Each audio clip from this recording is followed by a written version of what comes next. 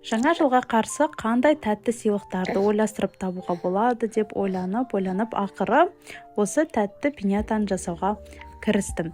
Ол үшін осындай шыршаға арналған ойыншықтардың формасының ішіне ақ шоколадты әртүрлі түске бояп және молочный шоколадты темперировать етіп құйып алдым.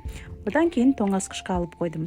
Енді 2024 жыл бізде айдаһар жылы болғандықтан, оның ішіне осындай кішкентай айдаһардың баласының формасына шоколадты құйдым.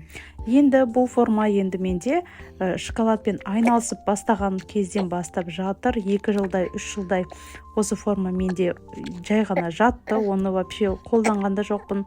Енді сол форманы қолданатын кез келген сияқты. Шоколадты темперировать етіп құйып, оны да тоңазытқышқа алып қойдым. Қараңыздар, біздің осындай шыршаға арналған ойыншықтардың формасынан біздің шоколадтарымыз шықты. Енді бұл кішкентай айдаһардың балаларының көздерін бояймыз. Осылай қара түске, одан кейін ішіне ақ точкаларды салсаңыздар, өте әдемі болып шығады. Құлақтарын, аяқтарын алтын кондуримен боядым. Енді біздің қатқан осындай пиньятамыздың ішіне қанша ойыншықтар, шоколадтан жасалған ойыншықтар сыяды, соны салып шығамыз. Екеуін жабыстырамыз, міне бізде осындай кішкентай пиньята пайда болды.